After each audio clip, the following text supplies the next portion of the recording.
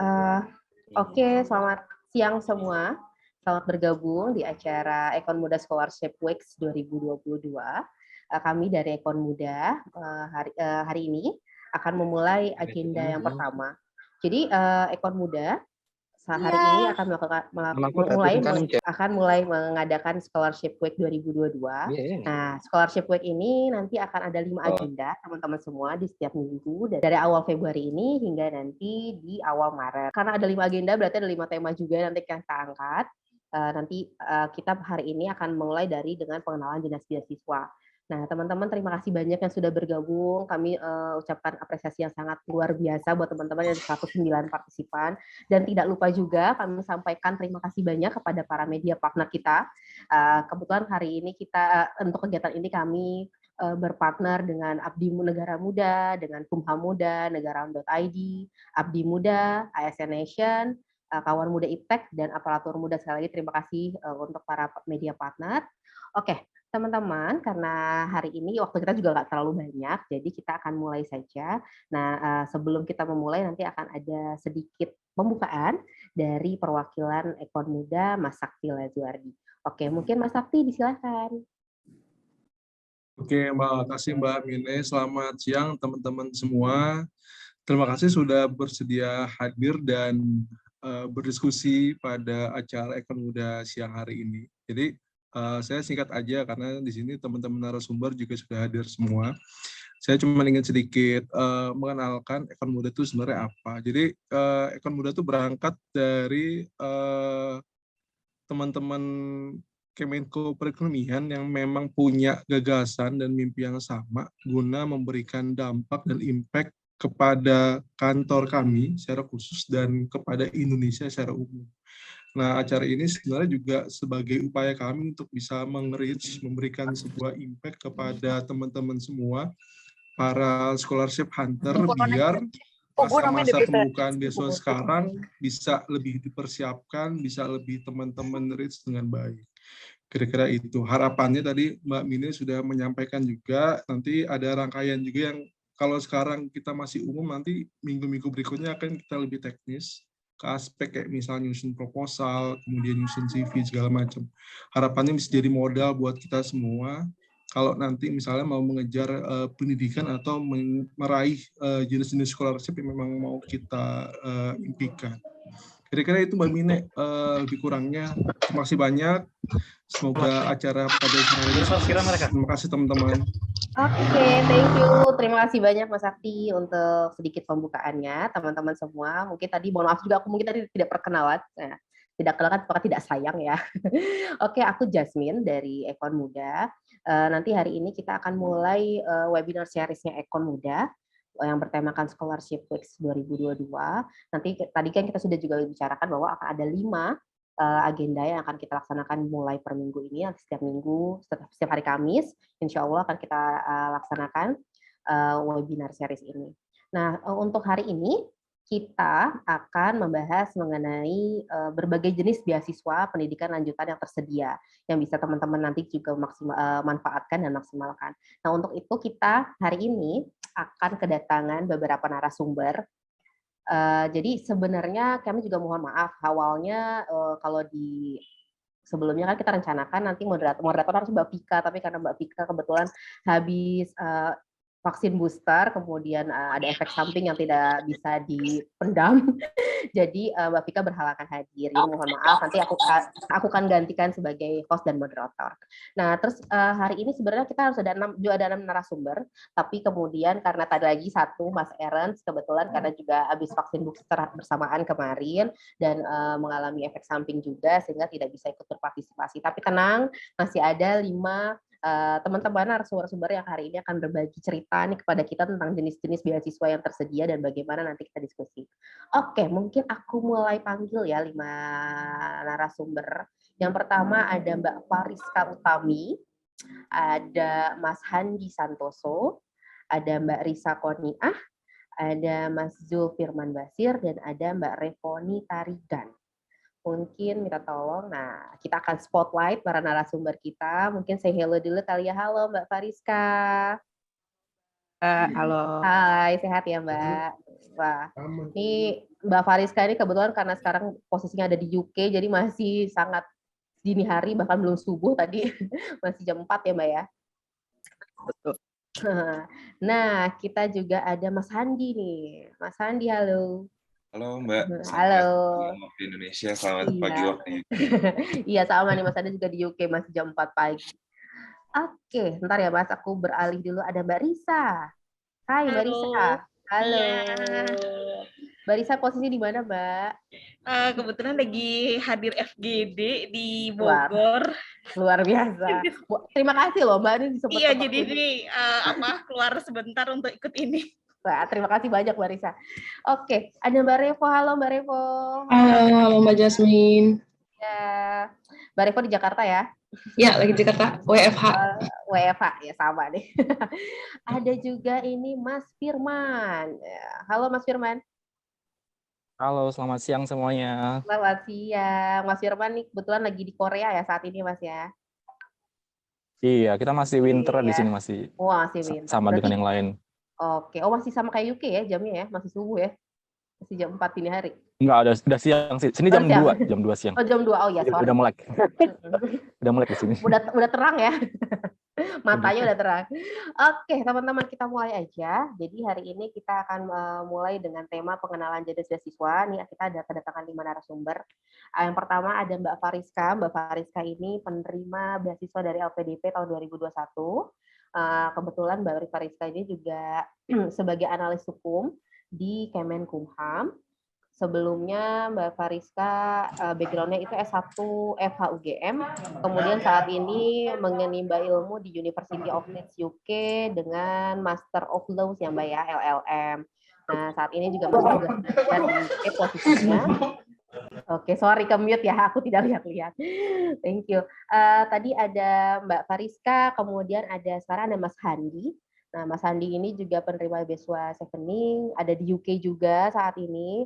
Kebetulan Mas Handi ini juga pernah bergabung di Kemenko Perekonomian ya Mas ya, di ASDEP di Ekonomi Digital. Kemudian saat ini Mas Handi terakhir bergabung di ASEAN Youth Organization ya sebagai Project Development Director. Nah, saat ini Mas Handi mengambil S2 MA Candidate in International Political Economy di University of Warwick, UK. Sorry Mas kalau aku salah ngomong ya. Kemudian ada juga Mbak Risa. Nah, Mbak Risa ini sebenarnya sudah kembali bekerja di Kemenko Perekonomian sebagai analis kebijakan ahli muda. Sebelumnya Mbak Risa ini penerima beasiswa AS tahun 2016. Betul, mengambil S2 Master of Public Policy Australian National University di Australia. Nah, terus ada juga Mas Firman. Nah, Mas Firman ini posisi sekarang masih di Korea Selatan karena masih menimba ilmu di S2 Master of Public Policy KDI School. Beliau adalah penerima beasiswa KOIKA. Nah, sebelumnya Mas Firman ini sebelum mengambil tugas belajar bergabung di Kemenko Perekonomian, tepatnya di Asisten Deputi Kerjasama Ekonomi Regional dan Subregional. Nah, terakhir ada Mbak Revo. Mbak Revo ini yang paling muda kayaknya ya. Mbak Revo ini sudah kembali tugas belajar. Beliau dulu penerima beasiswa di Diklat Bapenas 2017. Sekarang telah bergabung kembali di Kemenko Perekonomian sebagai di ASDEP Peningkatan Daya Saing Ekonomi. Sebelumnya Mbak Revo ini saat mendapat beasiswa menimba ilmu di S2 Kebijakan Publik Graduate Institute of Policy Studies Tokyo. Oh ya, sebelumnya Mbak double degree ini ya di Universitas Brawijaya, kemudian meneruskan di Tokyo. Oke, baiklah teman-teman. Tadi aku sudah sedikit memperkenalkan teman-teman semua. Nah, nanti mungkin kita sifatnya diskusi aja kali ya teman-teman semua. Kita akan mulai nih di agenda yang pertama. Teman-teman bisa nggak sih tolong dijelasin gitu, diceritakan kepada kita semua kira-kira persyaratan dan dokumen untuk masing-masing beasiswa teman-teman ini seperti apa gitu ya. Mungkin kita akan mulai dulu dari Mbak Fariska kali ya. Kalau Mbak Fariska ada tayangan boleh Mbak, mungkin waktunya sebentar untuk menjelaskan bagaimana nih persyaratan dan dokumen untuk mendapatkan beasiswa LPDP. Silakan Mbak Fariska. Ya, makasih banyak Mbak Jasmine. Assalamualaikum, selamat pagi. Mungkin ada beberapa dari Kumham Muda, saya izin menyapa abang-abang kakak-kakak saya dulu yang di Kumham. Izin Abang, Mbak, saya Fariska dari Ditjen AHU Direktorat Perdata. Saat ini sedang tugas belajar di Inggris sampai Oktober 2022. Boleh ditampilkan, Mbak, slide dari saya karena saya online-nya bukan dari laptop nih. Jadi, nah, oke, next. Oke, jadi kalau misalnya kita lihat secara keseluruhan, memang beasiswa LPDP ini sama seperti pada umumnya ya. Pertama, dia fully funded, alias dia membiayai kita semua dari mulai pendaftaran kuliah, uang saku, uang keberangkatan, uang kepulangan, tiket pesawat, visa, dan segala macamnya. Karena beberapa ada juga nih beasiswa yang ternyata dia nggak fully funded, dia nggak full nge-cover biaya apa yang akan kita keluarkan. Salah satunya adalah kalau nggak salah nih Fulbright seperti itu. Nah, untuk seleksi awal administrasinya itu ada beberapa berkas dan memang ini yang paling banyak makan waktu ya.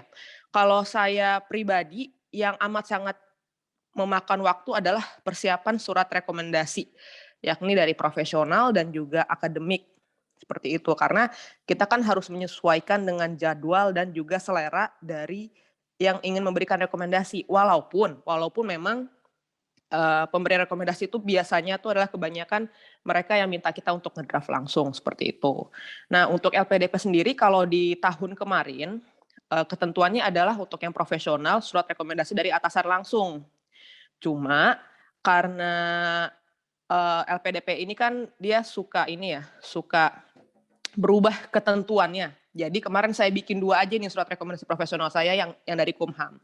Yakni yang terdiri dari 1 kepala seksi dari atasan langsung sama 1 direktur seperti itu. Nah, untuk rekomendasi akademik saya menggunakan dari guru besar FHUGM.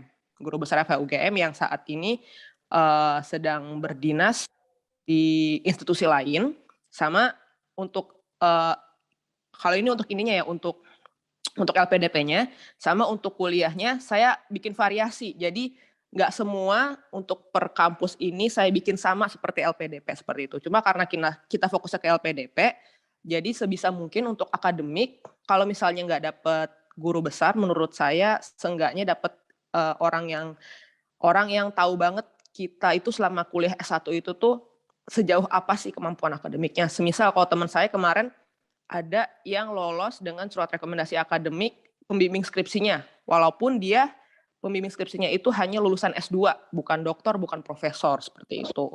Nah, karena di tahun saya kemarin itu LPDP-nya ada LPDP jalur ini ya, jalur dengan surat diterima di kampus, sehingga efeknya adalah berangkat.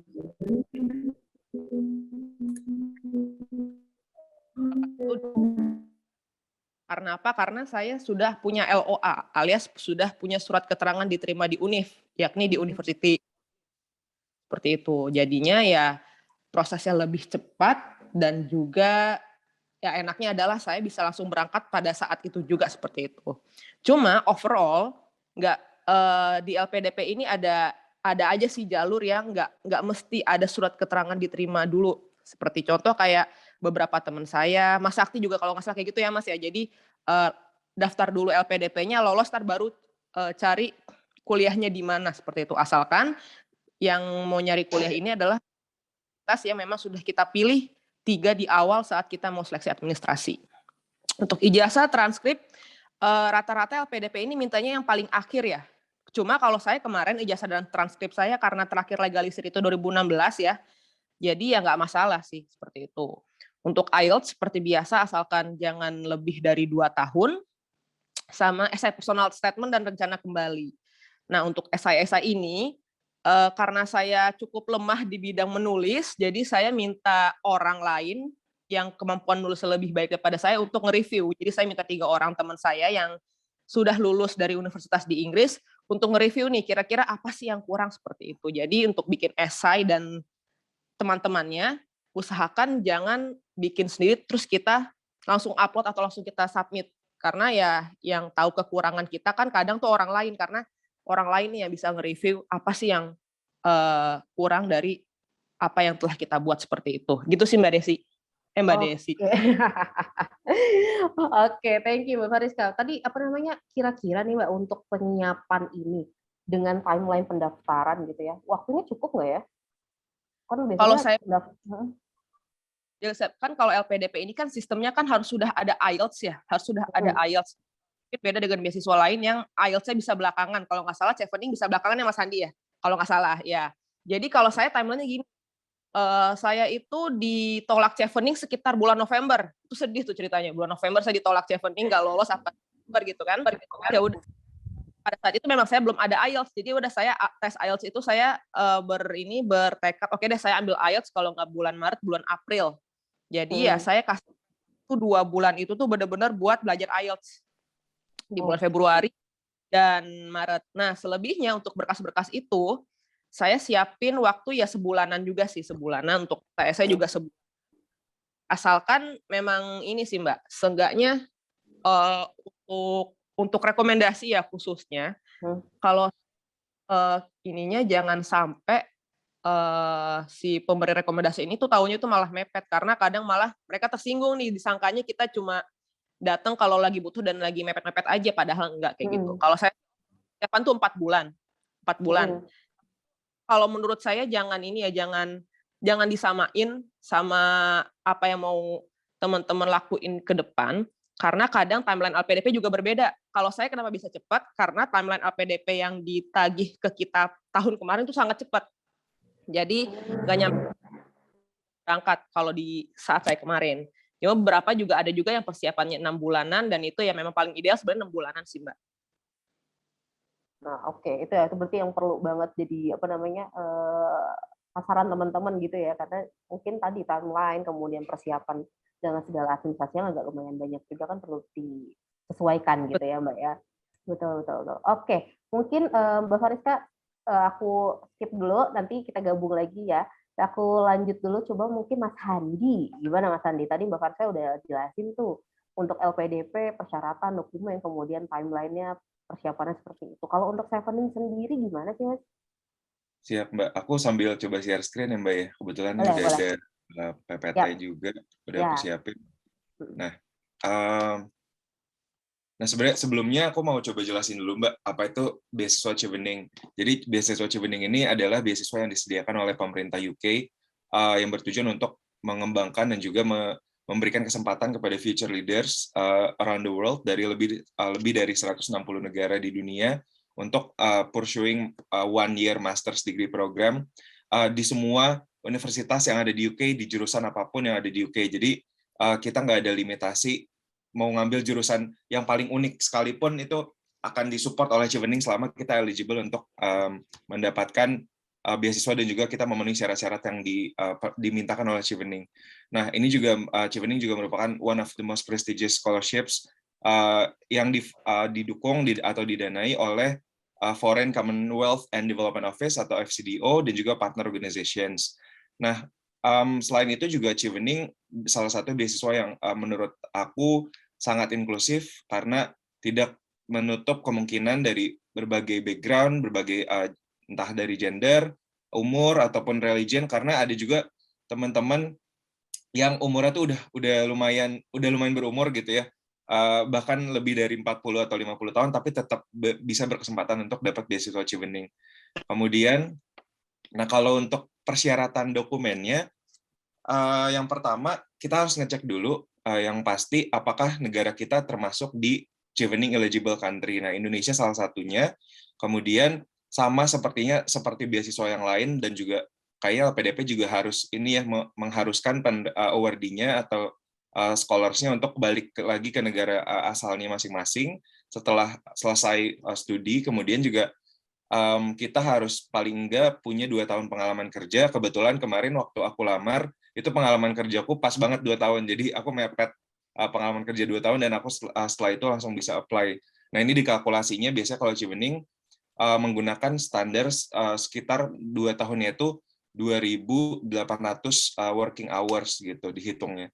Kemudian juga sudah menyelesaikan undergraduate degree di Indonesia, dan kita harus juga apply ke 3 university, atau kita harus memilih ketika dalam proses aplikasi kita harus memilih 3 universitas atau 3 jurusan yang berbeda di satu universitas, seperti itu. Dan kita harus paling tidak kita sudah menerima LOA-nya juga atau unconditional offer dari salah satu universitas pilihan yang sudah kita pilih ketika pendaftaran di awal. Nah, untuk dokumennya sendiri itu ada Chevening itu banyak yang bilang juga salah satu kuncinya adalah esainya gitu Mbak. Jadi salah satu yang menjual yang bisa kita tonjolkan dan kita sangat perjuangkan adalah esainya dari Chevening itu, karena ketika kita upload, kayaknya sama seperti LPDP, kita harus upload esai di awal. Itu ada 4 esai terkait dengan leadership, networking, study in the UK, dan juga career plan yang masing-masing itu 500 kata yang harus kita siapkan, dan itu benar-benar jadi kunci untuk memenangkan beasiswa Chevening menurut aku dan juga menurut beberapa teman-teman Indonesia yang batch tahun ini atau bahkan batch-batch sebelumnya. Selain itu dokumennya juga ada 2 surat rekomendasi yang waktu itu aku mintakan dari atasanku di kantor waktu aku masih bertugas di Asdep Ekonomi Digital, serta dari dosen pembimbing ketika waktu aku di kampus saat undergraduate. Seperti itu. Kemudian yang tadi sudah aku sampaikan, unconditional offer dari universitas yang kita pilih, kemudian ada ijazah dan juga academic transcript, serta nama kontak detail pemberi referensi yang akan kita jadikan pemberi referensinya, seperti itu. Itu kita harus masukkan ketika kita daftar melalui websitenya online application-nya Chevening. Selain itu juga ada valid passport, atau kalau misalkan kita belum punya paspor pada saat kita mendaftar, kita bisa menggunakan national ID.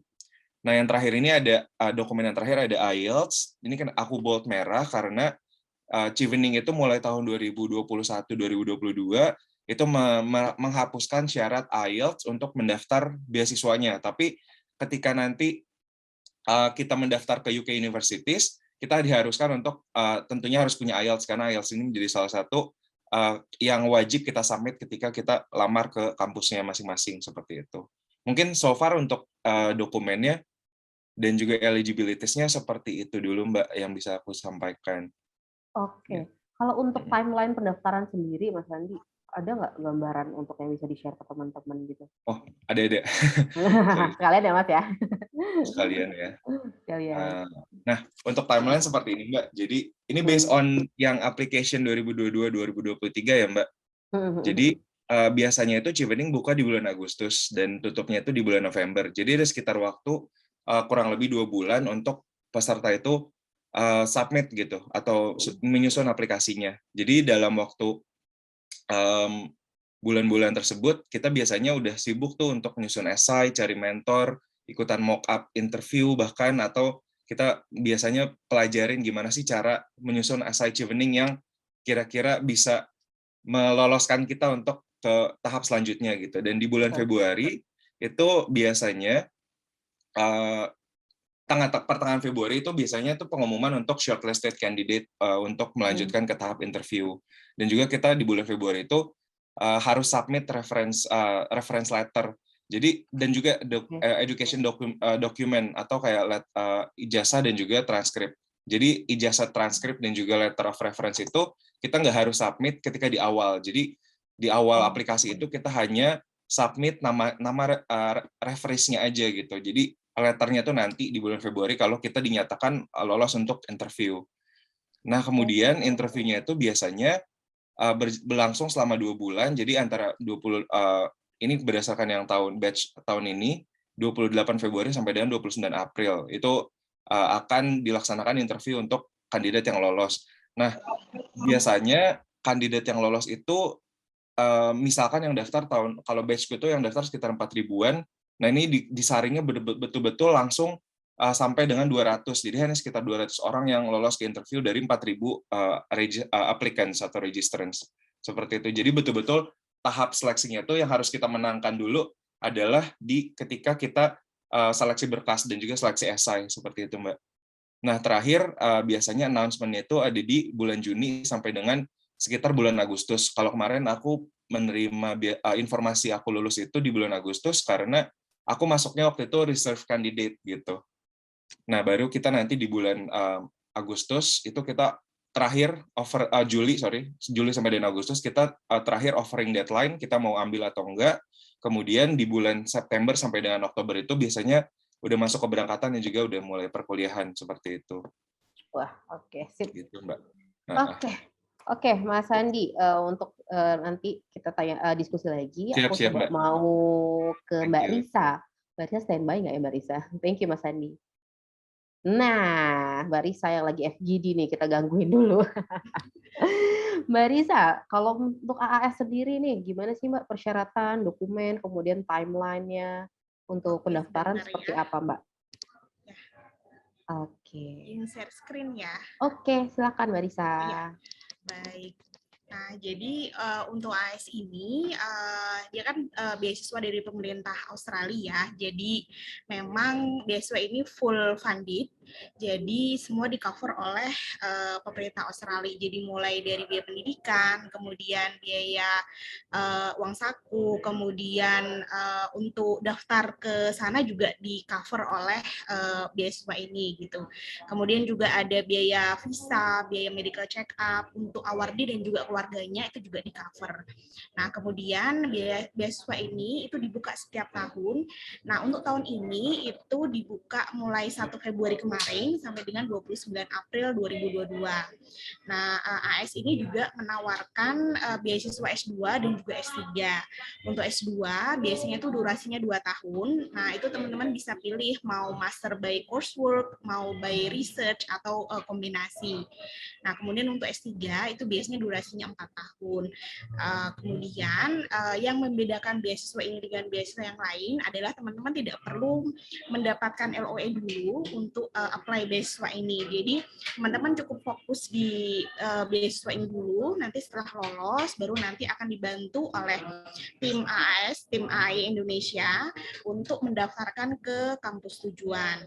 Nah, kemudian bila nanti teman-teman lolos, nanti teman-teman akan dapat namanya pre-departure training yang itu durasinya mulai dari 2 bulan sampai 9 bulan. Nah, selama training tersebut, teman-teman nanti dapat materi seperti academic writing, kemudian ada namanya cross cultural skills gitu. Jadi teman-teman nanti bisa dapat materi untuk bisa beradaptasi baik di lingkungan perkuliahan maupun lingkungan sehari-hari di sana. Nah, selama training ini juga nanti teman-teman juga dapat uang saku per bulannya. Jadi istilahnya sebelum berangkat kuliah teman-teman dapat persiapan dulu di sini. Kemudian untuk persyaratannya itu ada di sini untuk master itu IELTS-nya 5,5, tapi teman-teman juga bisa daftar dengan TOEFL ITP gitu. Jadi mungkin kalau misalkan IELTS biayanya agak mahal ya. Jadi untuk lebih hemat bisa daftar pakai ITP, untuk master itu 525. Kemudian untuk yang PhD itu lebih tinggi 550. Nah, kemudian di sini memang AS itu ngasih ada namanya targeted dan non targeted. Jadi targeted itu adalah pelamar yang diutamakan untuk bisa lolos. Nah, itu teman-teman dari wilayah timur maupun dari government agencies yaitu PNS. Jadi kesempatannya jadi lebih besar untuk bisa lolos. Nah, tapi non targeted juga ada. Jadi misalkan teman-teman yang bekerja di swasta itu juga berpeluang, tapi memang chance-nya memang lebih besar untuk yang targeted. Nah, kemudian untuk bisa meningkatkan peluang lolos itu memang AS itu ngasih ada namanya priority fields of study. Jadi untuk tahun ini itu AS memfokuskan untuk economic recovery. Jadi teman-teman yang mau kuliah di bidang terkait dengan kesehatan, kemudian economic recovery, security, nah itu lebih diprioritaskan begitu. Ya. Oke, Mbak Risa. Kalau untuk dokumen sendiri masih basic seperti yang kayak beasiswa lainnya nggak sih, kayak LPDP, Chevening Kalau tadi? untuk dokumen, jadi untuk pendaftarannya itu memang daftarnya via online, jadi via langsung website. Kemudian nanti teman-teman juga melampirkan dokumen seperti kayak fotokopi KTP, ijazah. Kemudian untuk PNS memang harus ada persetujuan dari atasan langsung. Gitu. Jadi harus disetujui oleh atasan. Kemudian juga harus melampirkan SK kesehatan begitu. Tapi untuk Wah. yang swasta itu tidak ada syarat itu. Untuk recommendation letter sendiri, Mbak, itu perlu di awal? Rekomendasi itu hanya ada, tapi kalau untuk PNS memang atasan. Oke, hanya Tapi cukup tidak, atasan juga tapi cukup ya? iya cukup atasan aja. Jadi sekaligus itu apakah sekaligus persetujuan kemudian rekomendasi atau terpisah dalam bentuk terpisah? Kalau itu di ininya memang di form apa namanya additional formnya itu kalau nggak salah memang jadi satu. Jadi atasan itu ngasih kayak apa namanya persetujuan, terus juga ada komen terkait dengan pelamar gitu. Oke, thank you Mbak Risa. Mbak Risa mungkin biar sekalian aja ya, tadi aku pengen dulu tadi kelewat. Untuk proses seleksi nih Mbak Risa seperti apa sih untuk kalau AS sendiri? Kalau AS itu ada 2 tahap ya. Jadi tahapnya seleksi administrasi dan juga yang kedua interview sama IELTS. Jadi ini saya kasih gambar timeline-nya. Jadi ini saya ambil dari websitenya AS ya. Jadi untuk penutupan pendaftaran kan 29 April. Kemudian nanti diperkirakan teman-teman akan dapat notifikasi nih lolos admin atau enggak itu di bulan Juni. Kemudian nanti pihak AS akan menjadwalkan waktu untuk tes IELTS, kemudian di Juli itu interview, Agustus pengumuman. Jadi kalau memang teman-teman itu mendaftar di tahun ini, tahun depan sudah bisa sekolah. Wah, mantap. Nah, berarti kita masih punya kesempatan nih teman-teman semua sampai 29 April ya untuk daftar ya. Iya. Karena memang kalau untuk beasiswa AS ini memang tidak perlu ada universitasnya dulu ya, Mbak ya. Yang penting kita apply beasiswa dulu, kemudian baru kita akan dibantukan carikan universitasnya ya. Ya, nanti pas pre-departure training itu nanti biasanya mereka akan ngundang AS itu akan ada event namanya University Day, di mana mereka akan mengundang perwakilan dari universitas yang ada di Australia untuk datang ke sini. Gitu. Kalau dulu sih saya waktu 2016 memang belum ada pandemi ya, jadi mereka datang. Ya? Kalau sekarang sih sepertinya mungkin virtual mungkin ya. Jadi dulu itu karena mereka datang langsung, jadi kita bisa langsung nih nanya apa namanya syaratnya gimana, kemudian kesempatan untuk mungkin bisa apa namanya bawa keluarga, kemudian mungkin ada kesempatan mungkin kerja part time seperti itu. Nah itu bisa langsung nanya-nanya nih, terus lingkungan kampusnya seperti apa. Nah itu bisa ditanya pas University Day. Kemudian untuk proses pendaftaran ke kampus juga dibantu oleh AS. Jadi kita istilahnya inilah full support sama mereka. Oke, sip, mantap. Thank you Mbak Risa. Kalau gitu aku coba beralih ke yang lain dulu ya Mbak Risa. Makasih banyak. Nanti kita gabung lagi diskusi. Selanjutnya Mas Firman. Mas Firman masih bergabung kan? Oh iya, masih bergabung di sini. Mas Firman, nah tadi kan udah jelasin teman-teman tuh, mungkin sekarang Mas Firman bisa di-sharing bagaimana sih Mas persyaratan, dokumen, timeline, proses, materi seleksi untuk kalau di KOIKA sendiri seperti apa? Oke, sebentar saya share screen sebentar ya. Boleh. Makasih. Udah muncul, kelihatan tapi belum full screen Mas, masih tayangan PPT biasa. Oh ya? Atau mau dibantu sama udah? Tim? Oh iya, bisa tolong dibantu nggak ya? Agak sulit ini. Oke, sebentar. Tim host dan co-host mungkin bisa dibantu tuh share screen. Sebentar ya Mas Firman. Oh iya teman-teman semua, nanti kita juga akan ada sesi diskusi dan tanya jawab di akhir setelah setelah para narasumber memaparkan dan berdiskusi. Ada beberapa pertanyaan lagi dari aku nanti. Tapi kalau misalkan nanti narasumber ada yang mau dijawab dulu, hal-hal yang bisa dijawab dulu untuk di chat, boleh silakan. Teman-teman nanti yang ingin bertanya silakan disampaikan di kolom chat ya. Oke, Mas Firman ini sudah tayang. Sudah terlihat kan? Oke, terima kasih. Oke, silakan Mas Firman. Terima kasih sebelumnya. Selamat siang semuanya. Saya kan hari ini kebagian untuk membabarkan mengenai KOIKA Scholarship Programs. Nah, untuk tahun 2022 ini KOIKA Scholarship Programnya emang sudah dibuka ya, dan itu sudah mulai. Tapi sebenarnya karena KOIKA ini sifatnya adalah G2G Scholarship dari pemerintah Korea untuk pemerintah Indonesia, maka ini memang targeted untuk para PNS. Nah, sifatnya memang akan ada seharusnya udah ada surat dari pemerintah Korea ditujukan untuk sekretariat negara. Nanti dari sekretariat negara akan kirim surat lagi ke kementerian dan lembaga yang dituju. Jadi bagi para PNS nanti harus menunggu surat tersebut dari KOIKA yang via Setnek dan juga ditujukan akan dapat dari Biro SDM masing-masing. Kalau di Menko itu dari Biro SDM. Nah, jadi untuk tahun ini memang akan dibuka kurang lebih sama dengan tahun lalu ya. Tapi bisa dilihat di slide ini, infonya itu bisa semua dapatkan dari www.koika.go.kr/ciat/7815/subviews.do. Jadi semua informasinya sudah lengkap di situ. Nah, terkait programnya memang ada banyak, tapi ini memang karena sudah targeted, jadi memang kita nggak banyak bisa bermanuver apa yang diinginkan. Jadi harus disesuaikan dengan minat dan latar belakang pekerjaannya, karena ini memang sangat targeted sekali beasiswanya. Next please. Boleh slide berikut. Nah, beasiswa ini fully funded, jadi udah cover semuanya mulai dari tuition, living cost dan segala macamnya kecuali karantina. Karantina nanti sebenarnya untuk KOIKA karantina itu di cover ya, setahu saya karantina di cover. Karantina nanti di Korea itu di cover, tapi yang nggak di cover itu nanti ada namanya medical check up. Medical check up di Indonesia itu harus cover sendiri, tapi nanti kan itu bisa ditutupin oleh dari settlement allowance seperti yang terlihat di slide ini. Next please. Berikutnya boleh. Next slide-nya. Oke, nah ini dia kualifikasinya. Jadi ini memang spesifik untuk PNS seperti yang dapat dilihat, dan umurnya itu nggak boleh lebih dari 40.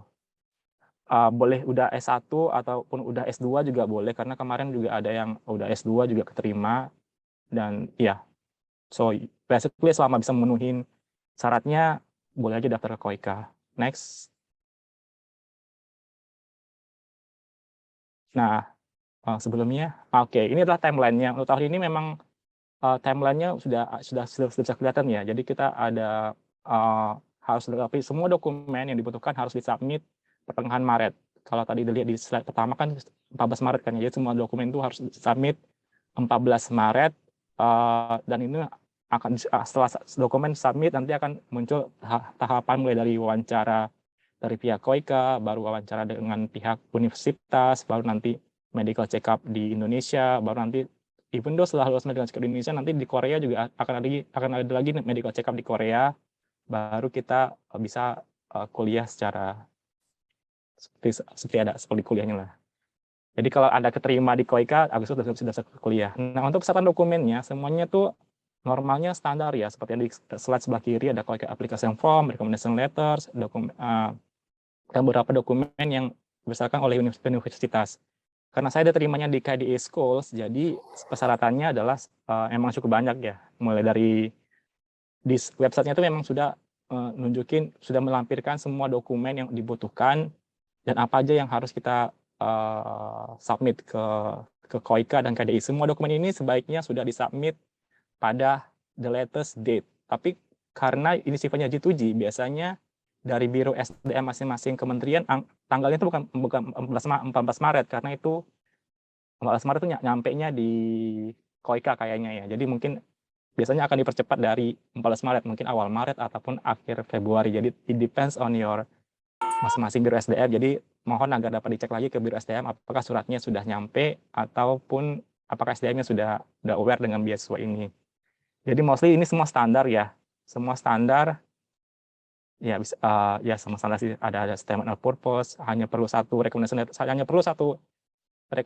doang. Waktu itu saya mintanya dari atasan saya eselon 1, tapi eselon 2 juga oke sih sebenarnya. Sama perlu surat dari SDM.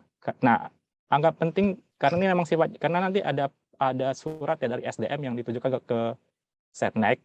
Nanti karena itu sebagai satu persyaratan dokumen, nanti juga akan dari Setnek juga akan menyampaikan surat ke KOIKA, dan itu juga nanti juga salah satu syarat dari bagian dari proses KOIKA scholarship ini. Next please.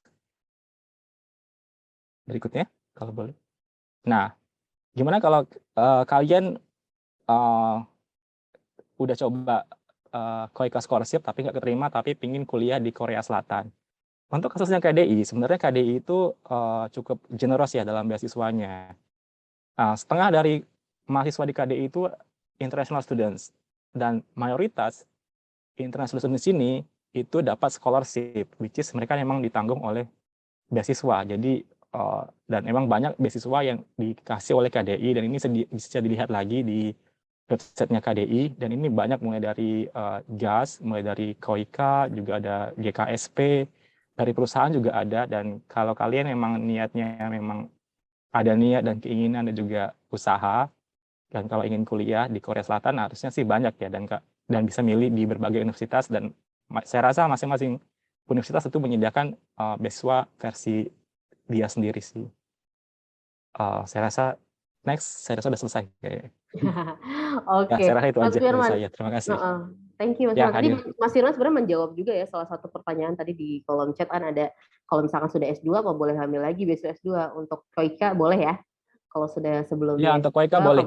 Selama kalian lolos syaratan dan seleksi itu oke, karena dari kantor kita juga udah ada yang S2 juga terima bisa kok masuk untuk ya? KOICA-nya. Sekolah di sini bareng sama saya. Oke, thank you Mas Firman. Nanti kita diskusi lagi. Nah, ini narsum terakhir nih akan menjelaskan terkait dokumen, kemudian proses seleksi dan timeline. Mbak Revo. Revo, sudah standby Revo? Oke. Boleh di-unmute dulu Revo? Belum di-unmute. Aku mau share screen dulu, boleh udah bisa langsung? Bisa langsung. Oke. Oke, silakan Revo. Oke. Ini apakah sudah terlihat ya? Oke, sudah, tapi belum full screen. Oke. Oke, sip, mantap. Selamat siang rekan-rekan sekalian. Terima kasih atas kesempatannya. Jadi beasiswa Bappenas itu sebenarnya kalau dari saya pribadi itu kan saya mengikuti yang double degree ya. Yang double degree itu sebenarnya ada 2, Indonesia Jepang dan Indonesia Australia. Sedangkan untuk Bappenas itu sendiri sebenarnya ada S2 dalam negeri, S2 double degree, dan S3 dalam negeri maupun di luar negeri. Nah, kebetulan karena saya mengikuti yang double degree ini, itu double degree-nya Jepang dan Indonesia. Jadi, beasiswa ini kita akan mendapatkan kesempatan 1 tahun kuliah di universitas di Indonesia, kemudian 1 tahun universitas di Jepang. Nah, sebenarnya universitas di Indonesia ini ada sekitar 5 universitas, dan ada sekitar 9 jurusan yang bisa kita pilih. Sedangkan untuk universitas di Jepangnya itu juga ada sekitar 9-10 universitas yang dapat juga kita pilih berdasarkan MOU dari universitas dalam negeri yang kita ikuti di Indonesia dan universitas yang di MOU dengan di luar negerinya, khususnya di Jepang tersebut. Untuk di beasiswa ini juga kita itu diberikan kesempatan juga persiapan bahasa, karena walaupun kuliahnya di dalam negeri, tapi bahasanya tetap bahasa Inggris, karena dia ini kan double degree gitu ya. Jadi dia masuknya ke kelas internasionalnya seperti itu. Kemudian persiapan bahasa itu ada 2, secara khususnya itu bahasa Inggris dan bahasa Jepangnya. Kalau bahasa Inggrisnya itu kita akan diberikan waktu sekitar 6 bulan untuk tes, untuk belajar, namanya EAP, English for Academic Purpose. Jadi kita itu nanti akan les TOEFL, dilesin IELTS, itu nanti kerja sama-sama IALF ataupun dari pusat bahasa universitas dalam negerinya kita. Nah, kemudian nanti ketika kita sudah lulus 1 tahun, hampir selesai 1 tahun di Indonesia, kita akan diberikan juga persiapan bahasa, BJLT, itu sekitar 2 bulan sebelum kita berangkat nanti ke Jepangnya. Nah, jadi keuntungannya dari beasiswa itu kita dapat 2 gelar dalam waktu kira-kira hampir 3 tahun ya, karena dimasukkan dengan persiapan bahasanya. Allowance yang kita terima juga di Indonesia dan di Jepang. Dan itu semua disediakan baik dari kita berangkat pergi sekolah, kalau di luar negeri, sampai kepulangannya itu semuanya full ditanggung.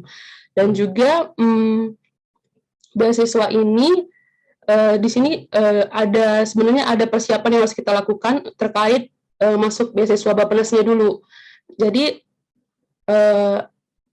sisi positifnya Bappenas ini itu lebih eksklusif ke PNS, karena semua orang yang bisa mendaftar itu harus PNS.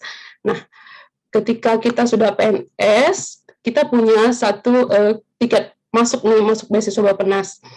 Pertama itu ada seleksi administrasi. Seleksi administrasi itu seperti yang di layar disampaikan itu harus minimal 2,75, S1 atau D4, dan usia maksimum untuk S2 itu 37 tahun, dan minimal 3A. Nah, di sini nanti administrasi ini kita akan disuruh melampirkan surat rekomendasi ataupun dari atasan langsung, dan biasanya itu dari eselon 2 ataupun bisa dari bagian SDM. Nah, kemudian ada tes kedua itu tes TPA-nya, Bappenas atau Bappenas, ada minimum skor yang harus kita dapat. Nah, ini minimumnya ini karena pemerintah pusat harus 565, sedangkan kalau pemerintah daerah atau pemerintah daerah di luar Jawa, itu skornya bisa lebih rendah. Maksimal itu biasanya 565 untuk pemerintah pusat.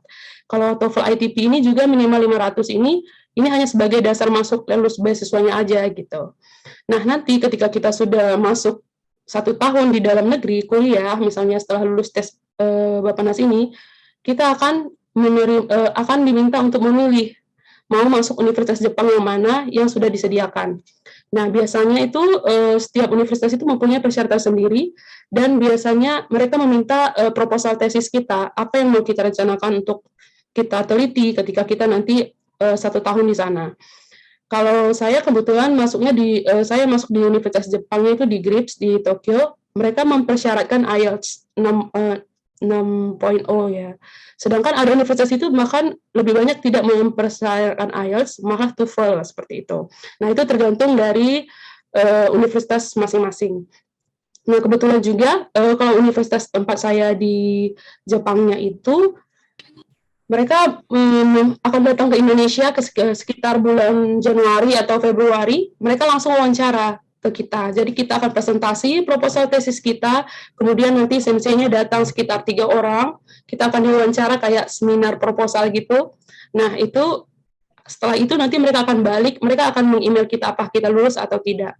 Nah, untuk Universitas Jepang ini kita juga bisa memilih maksimal 3 universitas, dan itu kita buat prioritas yang mana yang paling kita inginkan untuk masuk ke universitas tersebut. Mungkin itu dari saya ya, atau ini ada sedikit tambahan untuk slide yang mana ya? Oh, kalau untuk info lanjutnya bisa dilihat di linknya Pusbindik Klaten Bappenas aja. Di situ ada jadwalnya. Kalau beasiswa ini biasanya dimulai pembukaan di awal Desember atau November, kemudian nanti biasanya berangkat ke Jepangnya September 2 tahun kemudian, seperti itu. Terima kasih. Sama-sama, Revo, thank you. Tapi kalau misalkan Bappenas ini biasanya udah ada listnya ya, jurusan-jurusannya dan matchingan MOU universitas dalam negerinya. Oke, thank you Mbak Revo. Habis ini kita mau diskusi nih, tapi kayaknya tadi ada yang tertinggal sedikit. Mbak Fariska masih gabung, Mbak Fariska. Mbak Fariska, mau dong di-share gimana sih, apa aja sih proses dan materi seleksi kalau di LPDP, Mbak? Oke, boleh di-share screen lagi Mbak, minta tolong? Boleh, mohon Pak. Tolong host dan co-host untuk materi Mbak Fariska. Tadi ada yang tertinggal kalian proses dan materi seleksi, sorry aku tadi lupa. Nanti di antara masuk sih. Oke, thank you, Sil. Oke, Mbak Fariska silakan. Oke, kedengeran kan suara saya? Terdengar, jelas. Bisa. Bisa. Mau apa UNG situ? Belum di mute ya? Iya, sebentar. On process, Mbak. Lanjut, Mbak, silakan. Chevening itu fokusnya adalah di di esai. Nah, kalau LPDP menurut analisa kami, para awardee itu sepertinya fokusnya adalah di wawancara. Memang esai itu jadi bahan pertimbangan, tapi esai itu nanti dilihat sama pewawancara kita nanti. Seperti itu. Nah, jadi setelah seleksi administrasi, nanti dicek nih kelengkapannya. Cuma mostly kalau yang saya lihat ya, seleksi administrasi ini nggak terlalu signifikan kayak chevening. Kalau chevening kan benar-benar dilihat tuh dari administrasi untuk esainya. Kalau saya yang kemarin saya lihat di 2 gelombang terakhir, gelombang saya dan gelombang setelah saya, itu rata-rata tuh kadang nggak keterimanya karena semisal pas S1 ternyata IPK-nya nggak cukup, atau misalnya IELTS-nya ternyata kurang cukup, atau TOEFL-nya kurang cukup seperti itu, atau transkrip nilainya misalnya ada yang belum dilegalisir. Jadi hal-hal administratif banget lah yang dilihat sama LPDP, tapi itu memang sangat ini Mbak, sangat krusial seperti itu. Ada juga teman saya yang ternyata ketolak, ternyata baru tahu nih pas dia bikin surat pernyataan yang harus pakai materai, ternyata meterainya adalah meterai yang dia scan, bukan meterai baru. Nah, jadi kan jangan sampai hal-hal perintilan, tanda kutip perintilan itu yang malah menggagalkan kita seperti itu. Nah, next, untuk setelah administrasi nanti sekitar 1 bulanan biasanya itu nanti akan dikasih tahu nih seleksi yang lolos seleksi akademik dan kebangsaan. Nah, seleksi akademik dan kebangsaan ini tiap tahun beda-beda ya, kayak misalnya nih saya sama Mas Sakti 2019 LPDP-nya ternyata agak serupa tapi tak sama. Kalau di tahun saya kemarin di akhir jadi awal ditekan-tekan, padahal di awal dia ditekan-tekan enggak ada tekan. Bukannya mama Mbak gitu. Pas lah itu. Akuntansi atau ekonomi, tahu ya GMAT itu kayak gimana. Nah, ternyata itu diadopsi sama LPDP di tahun saya kemarin. Jadi itu pertama kali dalam macam seleksi mini GMAT-nya. Cuma ini dalam 1 hari semua ya. Jadi ada tes TPA yang insya Allah teman-teman sudah familiar. Ada tes mini GMAT-nya. Yang ini menurut saya susah banget karena saya latar belakangnya hukum, bukan latar belakang eksakta ataupun ekonomi. Sama yang terakhir adalah tes wawasan kebangsaan mengenai tenggang rasa. Nah, tes ini kemarin karena COVID ya, jadi ini full online, tapi kita on cam. On cam seperti misalnya teman-teman pernah lihat seleksi seleksi dosen atau seleksi guru dari Dikti, mirip-mirip, aplikasinya juga sama yang digunakan seperti itu. Jadi kita on cam, diwaktuin, dan itu seharian penuh seperti itu. Dan ini waktunya kita nggak bisa milih, ini dipilihin sama LPDP-nya langsung seperti itu. Nah, setelah seleksi akademik dan kebangsaan ini nanti sekitar 2 mingguan, keluarlah hasil siapa aja yang lolos interview. Nah, di interview inilah nanti esai kita yang benar-benar digali sama interviewer. Saya kemarin ada panelisnya ada dari psikolog dan akademisi hukum. Cuma saya nggak tahu namanya karena memang disamarkan oleh LPDP biar kita anonim basisnya seperti itu. Total itu sekitar 40 sampai 1,5 jam. Kalau saya kemarin 50 menit, cuma teman saya juga ada yang 40 menit, yang lain juga ada sampai 1,5 jam. Dan ini rata-rata untuk interview psikolog ini mungkin agak sedikit menjebak ya. Karena apa? Karena terkadang psikolog ini mau ngetes kita apakah kalau misalnya kita dikasih pertanyaan yang menyinggung pride kita, apakah kita marah apa enggak seperti itu. Dan kemarin saya kena pertanyaan-pertanyaan seperti itu. Nah, nanti setelah, kalau kemarin sih saya sistemnya itu, karena saya pilihannya adalah universitas luar negeri, jadi saya di interviewnya 50-50, 50% bahasa Inggris, setengahnya lagi bahasa Indonesia, seperti itu.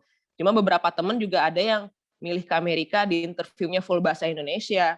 Ada juga teman yang keluar negeri tapi di interviewnya full bahasa Inggris. Itu macam-macam. Jadi kemungkinan besar ini bergantung dari preferensi si interviewernya. Seperti itu. Nah, nanti setelah, kalau saya kemarin sistemnya dari psikolog dulu, nanya, habis itu dari akademisi hukum, nanya lagi, baru balik ke psikolog lagi. Nah, kalau akademisi ini, mungkin karena saya background-nya hukum dan mau ngambil hukum, pertanyaannya mungkin nggak semendalam itu, cuma lebih ke hal-hal yang bersifat krusial. Apa sih yang penting kalau saya harus belajar hukum tuh di Inggris seperti itu. Udah pertama, sistem hukumnya berbeda antara Indonesia dan Inggris. Udah mana mungkin orang-orang mikirnya, oh kenapa harus ke Inggris sih, kenapa nggak yang deket-deket aja, kenapa nggak di UI atau di UGM aja, atau kenapa nggak ke Singapura aja atau ke Malaysia aja yang lebih dekat seperti itu. Nah, hal-hal itulah yang harus saya jawab seperti itu. Kalau saya kemarin jawaban saya kenapa saya milihnya ke Inggris dan milihnya ke Leeds, saya shortlisted negara-negara yang kemudahan berusahanya itu top 10. Karena ini menyangkut dengan pekerjaan saya di Kumham. Saya di Kumham itu bekerja di Subdit dan di direktorat yang mengatur mengenai gimana sih cara orang bikin PT, bikin yayasan, bikin koperasi, seperti itu. Nah, itulah yang saya aduk, yang saya godok seperti itu untuk saya jual ke LPDP. Terus saya bilang juga mengenai sistem hukum yang berbeda, ya saya bilang justru saya nyari perspektif di Inggris. Dan ini Indonesia dalam 4 tahun belakangan ini memang lagi banyak nyari perspektif ke negara lain. Salah satunya adalah terakhir Omnibus Law itu kan nggak pernah dikenal nih di Indonesia. Tapi Omnibus Law itu adalah konsep dari negara-negara common law, salah satunya adalah Inggris, Amerika, seperti itu. Jadi ya kira-kira hal-hal itulah yang saya jual ke interviewer seperti itu.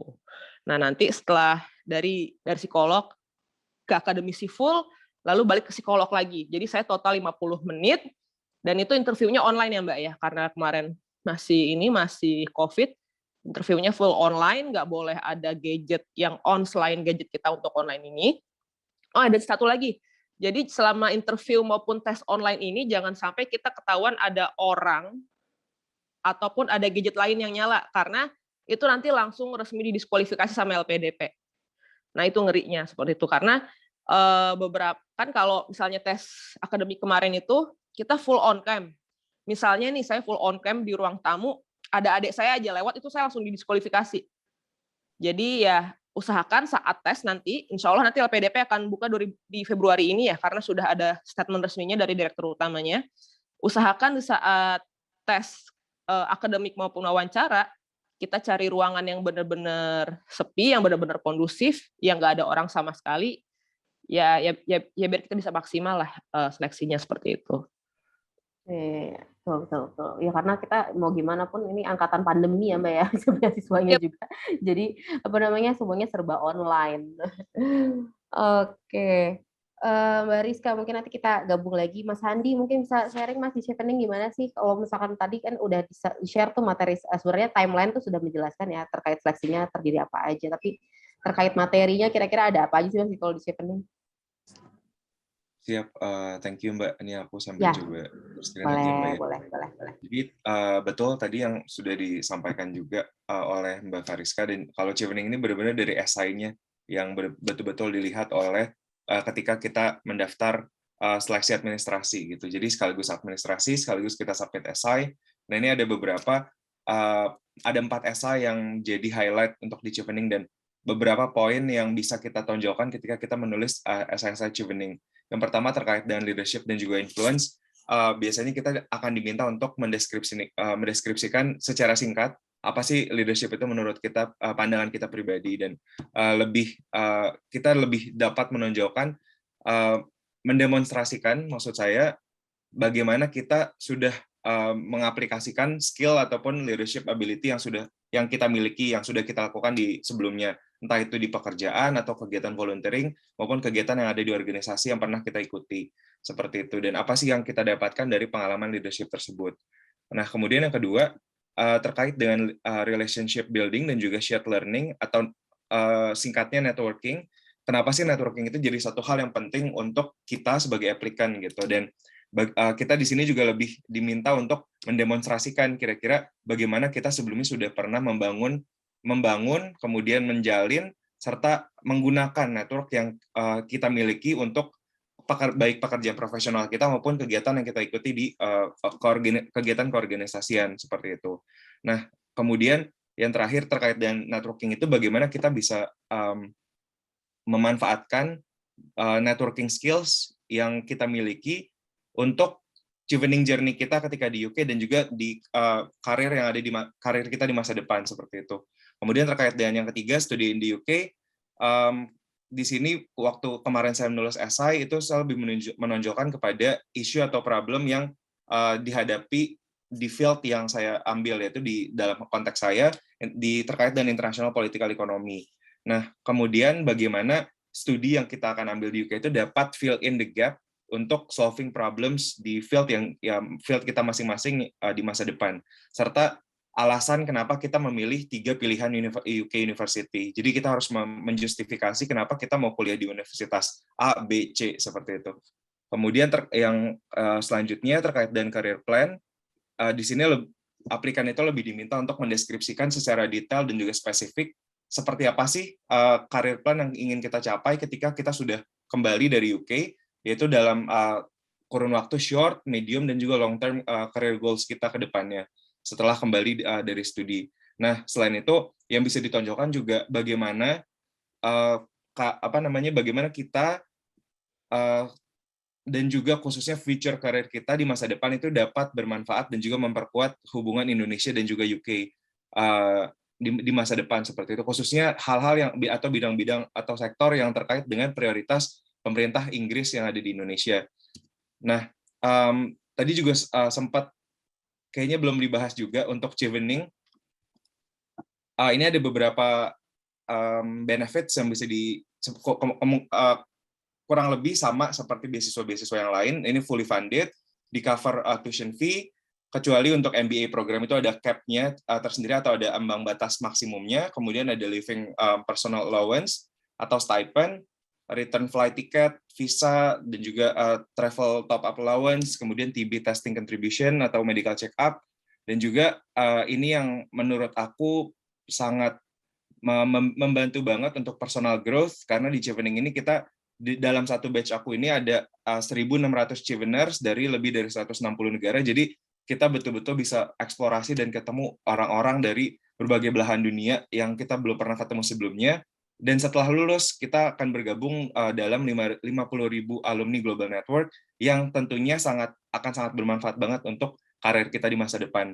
Selain itu, Chevening juga menyediakan platform untuk personal dan juga professional development melalui Chevening Conference, webinars, well-being supports, dan juga berbagai bentuk kompetisi yang diselenggarakan oleh Chevening. Nah, ini mungkin terakhir, ini ada beberapa useful links untuk writing Chevening essays.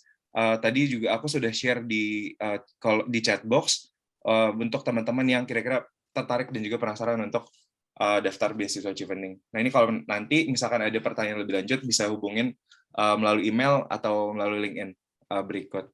Itu aja mungkin Mbak Jasmine. Ya, keren Mas Andi. Thank you. Sorry nih, kayaknya aku koneksinya mulai unstable ya. Oke, Mas Andi, terima kasih banyak. Teman-teman mohon maaf karena juga waktunya mungkin terlalu sempit kita ya, nggak terlalu luas waktunya. Mungkin tadi udah sedikit penjelasan terkait bagaimana persyaratan, kemudian dokumen dan timeline prosedur materi seleksi.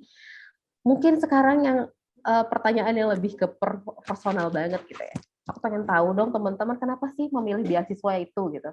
Kenapa Mbak Fariska milih LPDP, kenapa Mas Andi memilih Chevening, kenapa Mbak Risa ASS, kenapa Mbak Revo Bappenas, kemudian kenapa Mas Firman ini Koika gitu. Boleh nggak di sharing gitu kenapa alasannya dan manfaat apa sih yang kalian terima, yang lebih condong karena milih itu, manfaatnya apa sih yang kalian dapat? Mungkin dari Mbak Risa dulu kali ya. Mbak Risa, silakan Mbak Risa. Baik, saya jujur ya dulu daftar ya pas ada pendaftaran gitu. Jadi sebenarnya nggak spesifik mau daftar ke situ, cuman waktu dulu itu barengan sih ada AS buka, New Zealand buka gitu kan. Nah terus ya udah coba aja daftar gitu.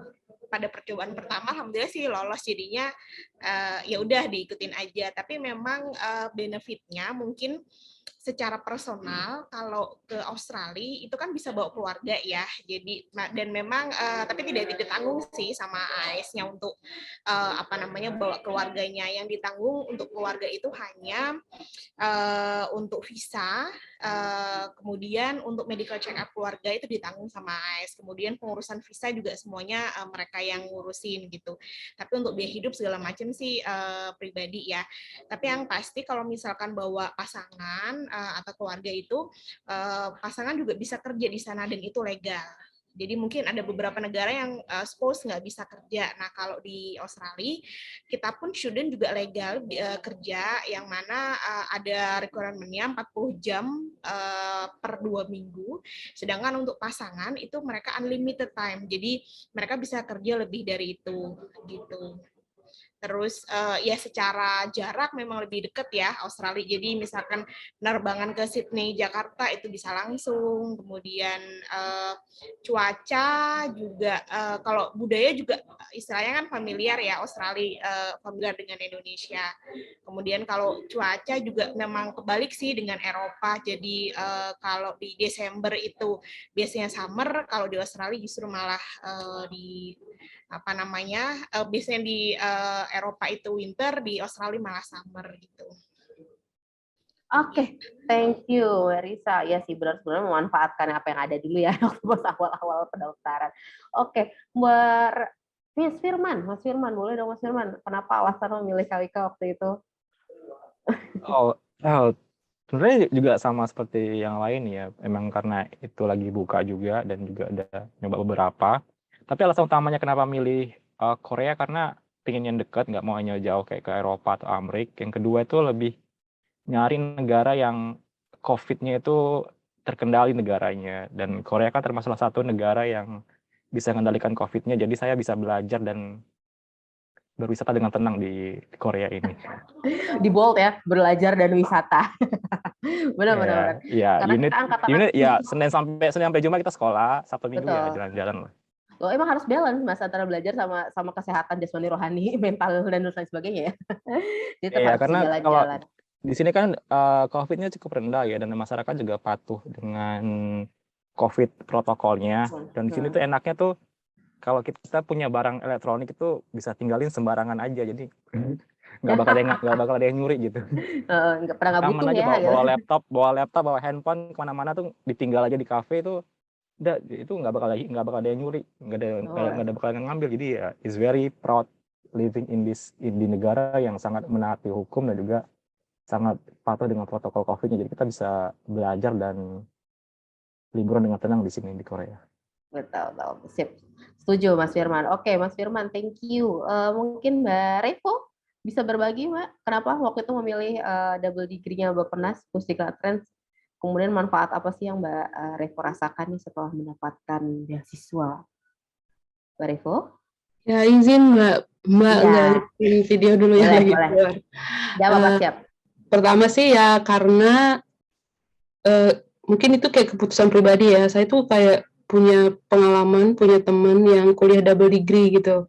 Pokoknya challenging nih gitu. Terus ternyata di Bappenas itu menyediakan beasiswa double degree dan itu one year gitu kan. Mungkin ya salah satunya itu sih yang membuat saya tertarik mengikuti beasiswa ini. Dan pertama yang lainnya itu karena memang itu yang buka pada tahun itu ketika saya juga memang intens mencari beasiswa. Dan kalau dibilang dari beasiswa ini tuh sebenarnya sih pertama sih karena kita itu bisa mendapatkan 2 gelar dalam waktu kurun 2 tahun gitu. Dan semua full funded by Bappenas dan kerjasama dengan JICA-nya dari Jepangnya seperti itu. Itu sih kalau dari apa yang didapatkan juga kalau di Jepangnya itu ya karena salah satu universitas yang memang dituju juga gitu, dan hanya universitas ini tuh jarang buka yang S2-nya itu kalau nggak dari ADB atau dari Indonesianya itu bukannya memang dari jalur ini gitu. Nah itu saja sih kalau dari aku kenapa alasannya ikut beasiswa ini. Terima kasih. Oke, thank you Mbak Revo. Oke, ini selanjutnya Mbak Fariska. Gimana Mbak, kenapa? Tadi sudah spill sebenarnya ya, kenapa milih. Sebenarnya tadi Mbak Fariska juga bukan hanya LPDP ya, ikut Chevening juga. Mungkin bisa disampaikan Mbak, kenapa prefer LPDP dibandingkan beasiswa lain? Oke, kalau saya pertama, saya memang cari beasiswa yang ke Inggris seperti itu. Jadi pertama-tama ya kita harus tahu nih, kita mau kuliah di mana. Preferensi utama saya adalah itu, saya mau kuliah di mana dan modul dan course yang saya pilih tuh adanya memang kebetulan cuma ada di Inggris seperti itu. Di Amerika, di Singapura, di Jepang, di Korea, kebetulan belum selengkap yang saya inginkan di Inggris seperti itu. Jadi memang preferensi orang berbeda-beda ya, kakak-kakak semua.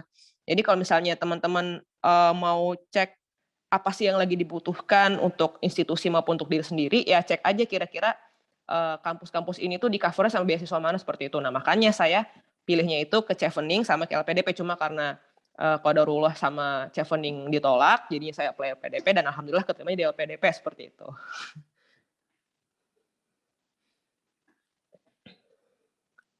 Kak Jasmine kayaknya di mute. Iya, maaf.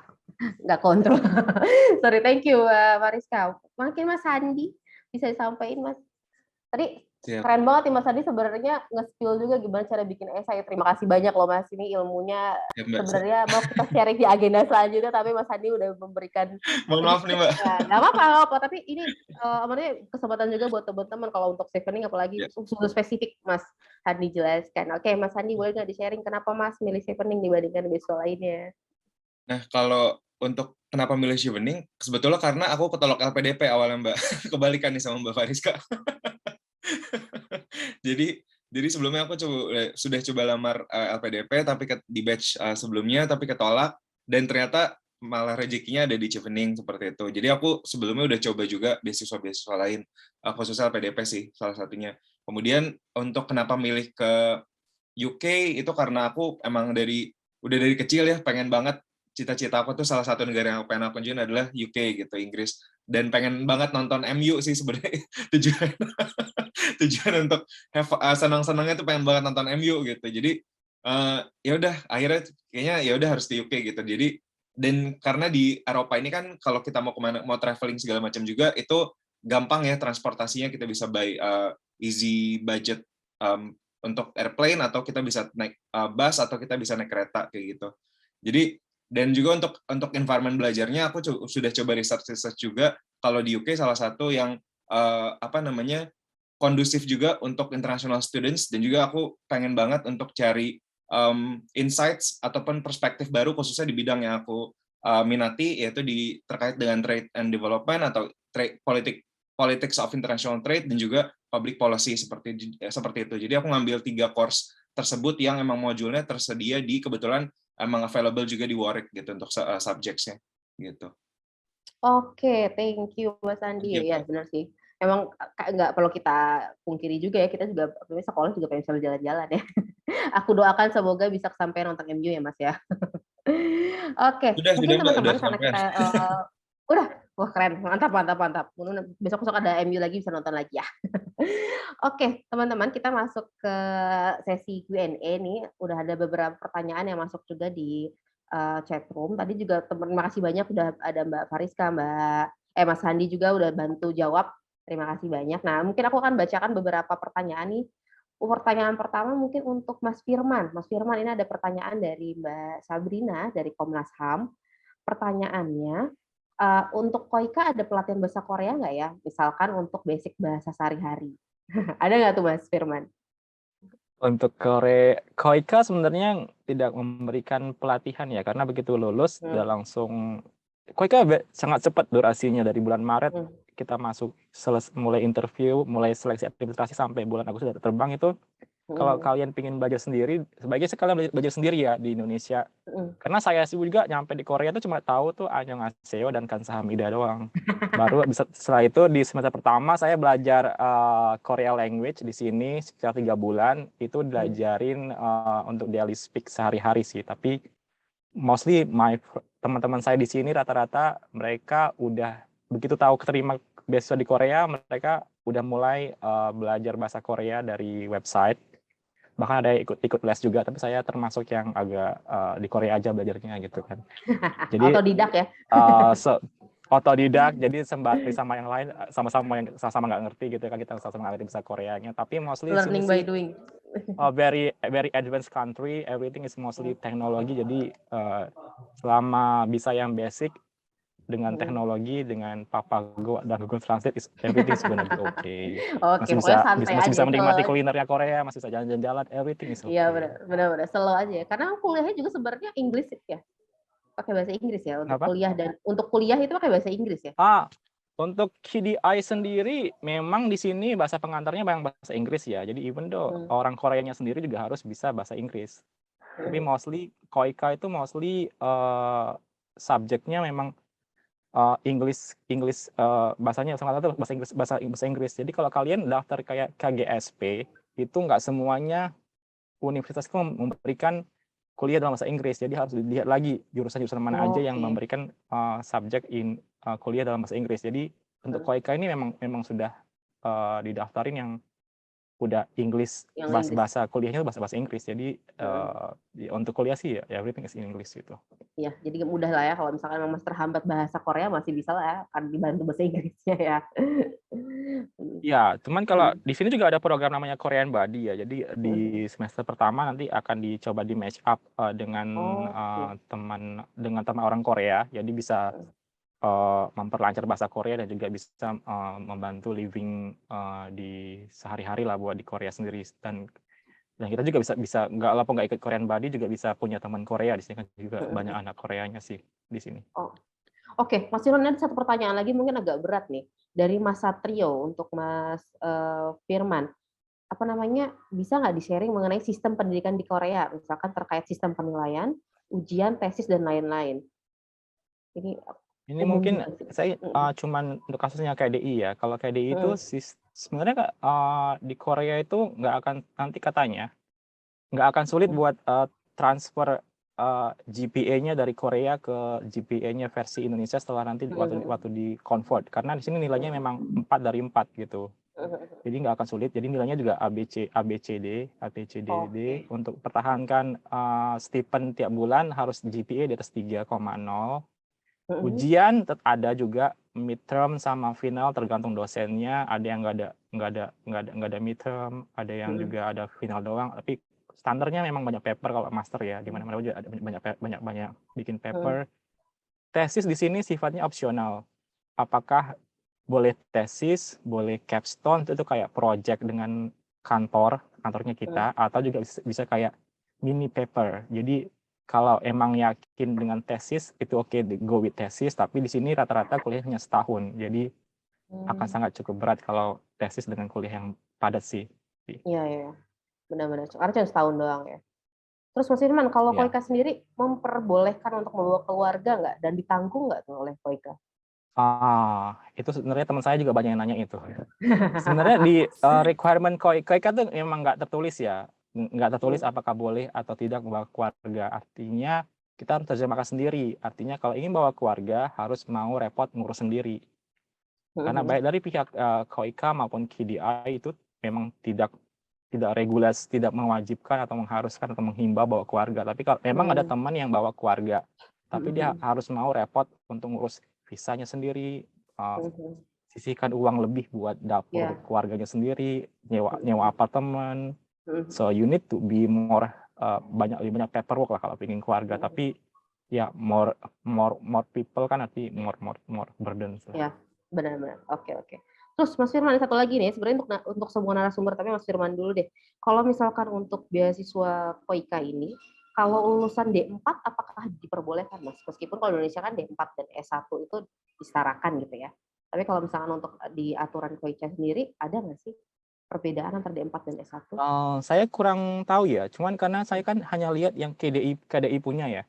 KDI emang nyaratin itu bachelor degree. Dia nggak ada bilang mengenai D4 sih. Tapi coba aja kalau emang tertarik sama Koika, dipilih dulu subjeknya yang mana. Terus lihat lagi requirements-nya.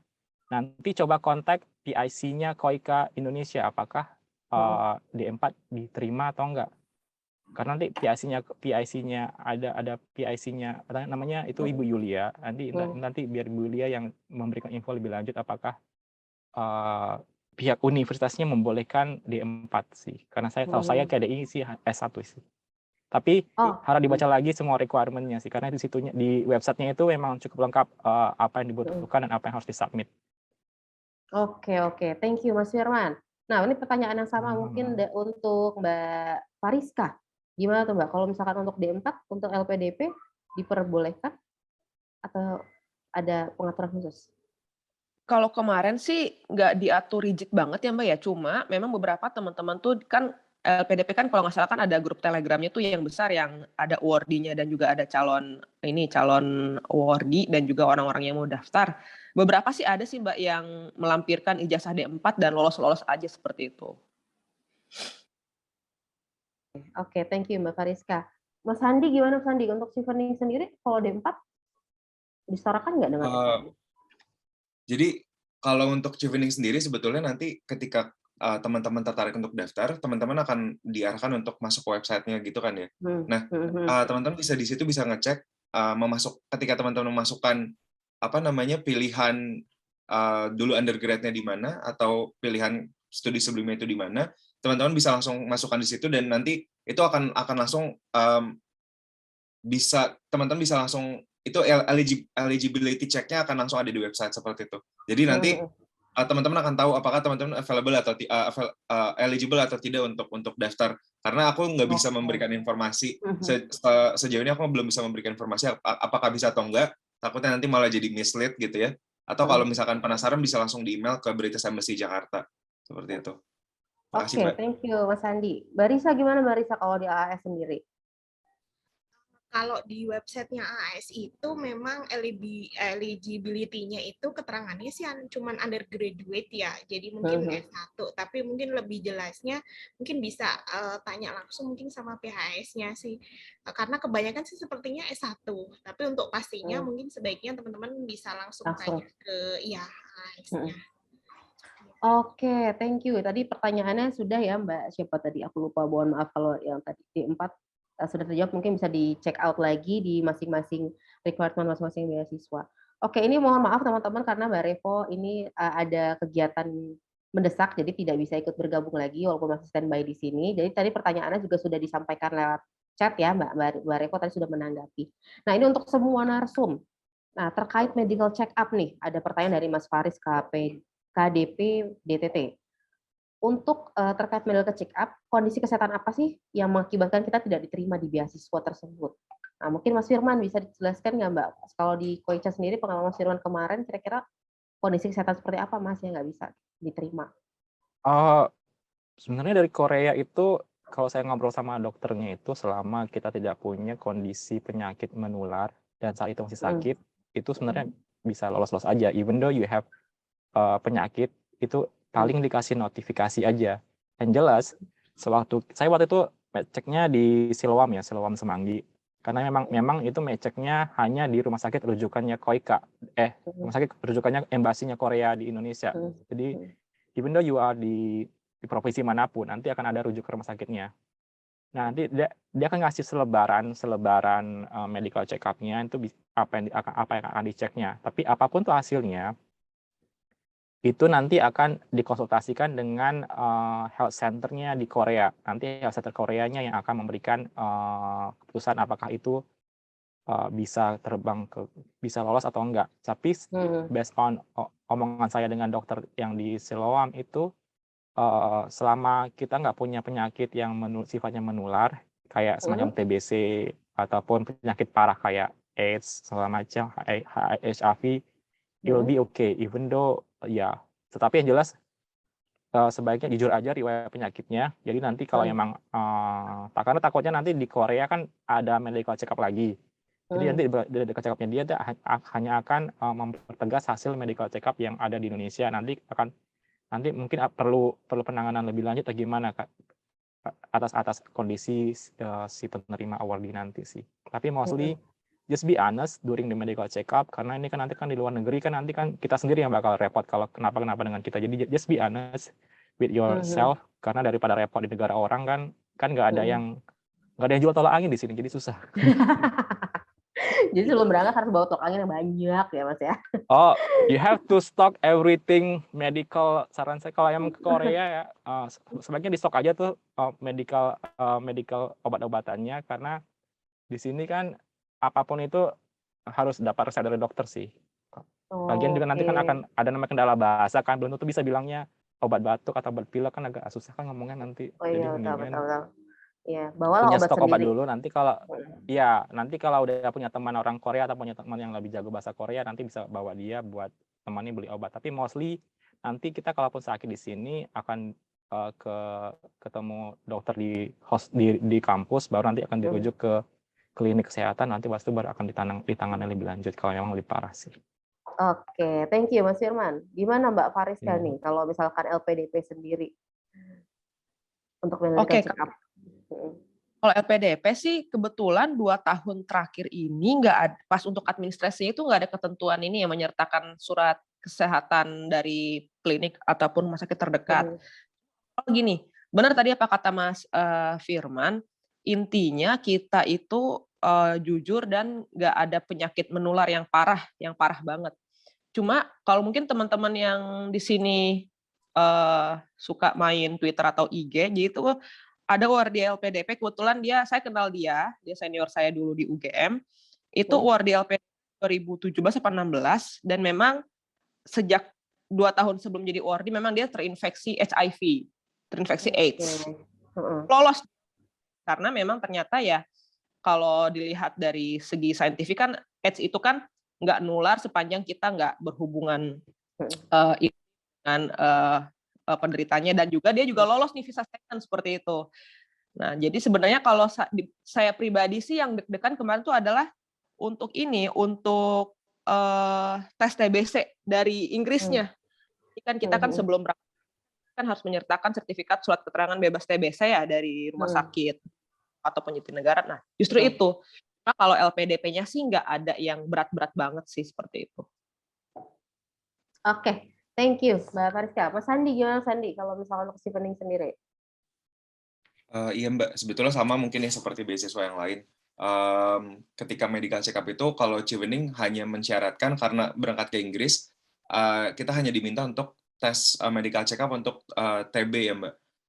Tapi untuk worst case-nya misalkan amit-amit gitu ketika kita tes TB dan kita ternyata punya penyakit TBC, itu kita tetap bisa misalkan kita sudah keterima beasiswanya, kita tetap bisa untuk mengikuti, walaupun kita nggak bisa berangkat ke UK, kita tetap bisa mengikuti untuk belajar online gitu Mbak.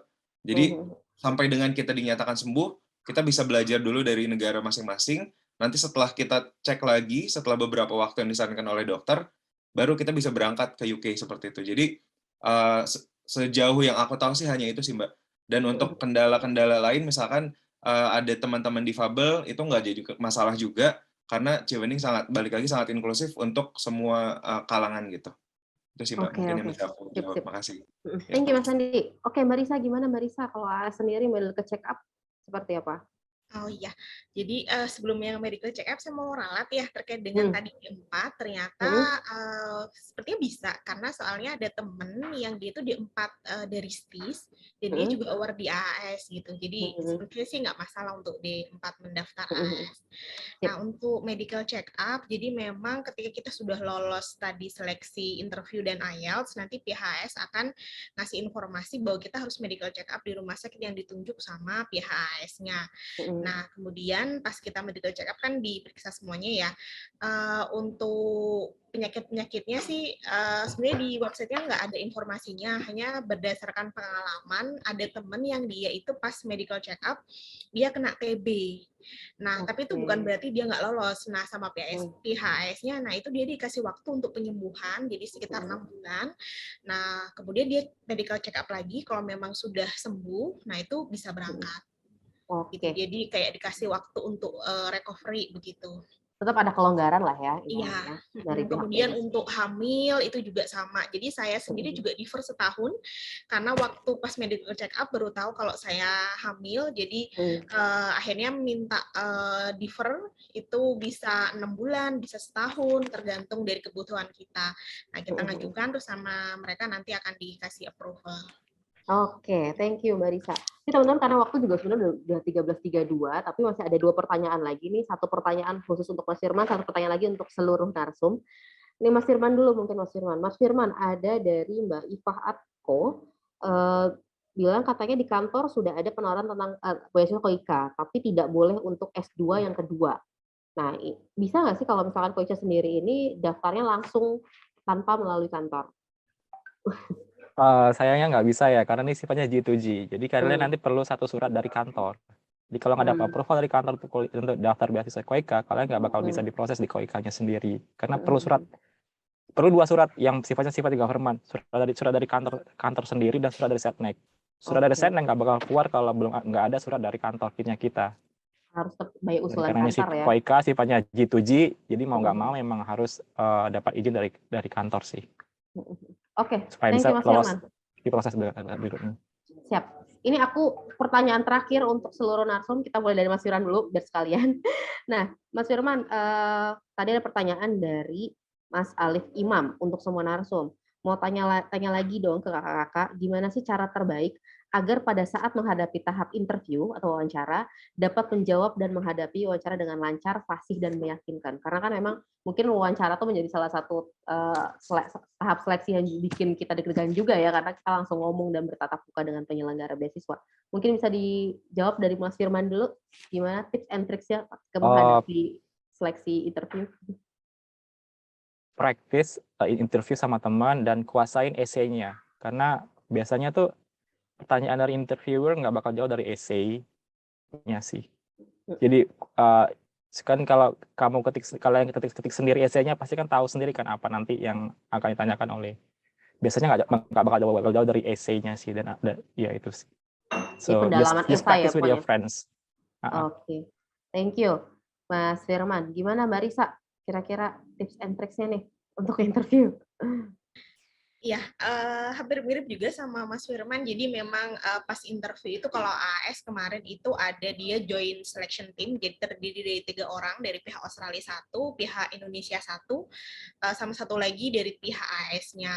Nah, pas interview itu sih kalau pengalaman pribadi saya itu kesannya sangat welcome. Jadi mereka kayak pengen lebih tahu kita sendiri gitu. Jadi kita awalnya memperkenalkan diri, terus kemudian background pekerjaan kita, background pendidikan kita, kemudian mereka akan nanya tentang interview yang sudah esai yang sudah kita tulis gitu. Jadi kayak mereka lebih memastikan lagi nih esai yang kita tulis itu bisa kita jelaskan, bisa kita